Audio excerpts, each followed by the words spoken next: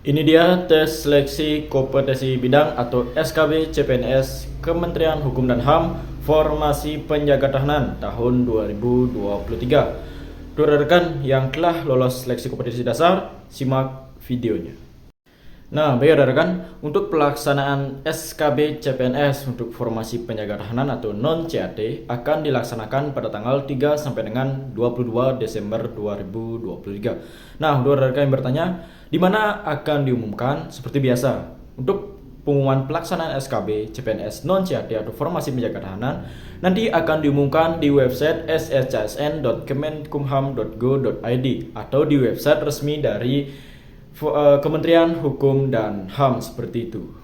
Nah, untuk tempat pelaksanaan SKB nanti akan ada di isi pengumuman. Nah, nanti rekan akan dibagi per kantor wilayah seperti pada pelaksanaan seleksi kompetensi dasar seperti itu.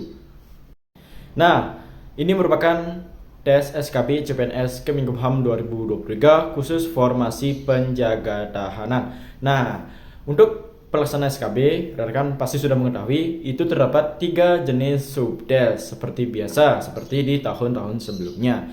Yaitu yang pertama terdapat tes Samapta. Nah, perlu rekan ingat, sebelum tes Samapta nanti akan dilaksanakan tes tinggi badan. Biasanya di tes Samapta atau sebelum tes Samapta inilah akan dilaksanakan pengetesan tinggi badan. Jika pada saat seleksi kompetensi dasar sebelumnya rekan tidak melaksanakan tes tinggi badan, pasti nanti sebelum tes Samapta akan dilaksanakan tes tinggi badan. Nah, untuk tes Samapta itu seperti biasa terdapat tes lari 12 menit, kemudian pull up 1 menit, push up 1 menit, sit up 1 menit, dan shuttle run. Nah, untuk rekan yang bertanya, Bang, untuk patokannya apakah TNI Polri? Nah, nanti tergantung siapa yang akan menilai. Biasanya bisa dari pihak TNI maupun dari Polri seperti itu.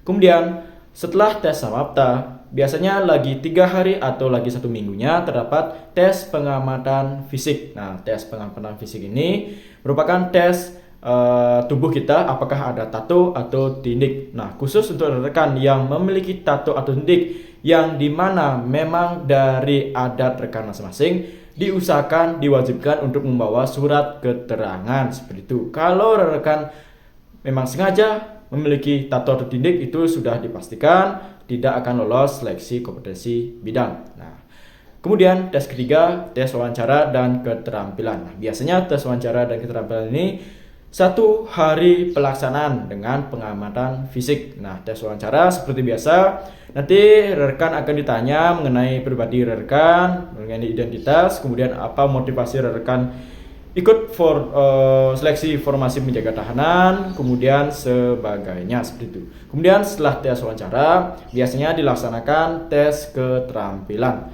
Nah, untuk tes keterampilan ini tidak harus rekan menampilkan tes bela diri rekan. Nah, untuk rekan yang tidak mempunyai skill bela diri, rekan bisa menampilkan keahlian rekan masing-masing seperti bermain musik, bernyanyi, dan sebagainya seperti itu. Nah, baik rekan, itu merupakan penjelasan singkat mengenai jadwal dan tes SKB CPNS Kemenkumham 2023 untuk formasi penjaga tahanan. Semoga informasi ini bisa membantu rekan masing-masing. Akhir kata saya tutup dengan semangat pejuang CSN.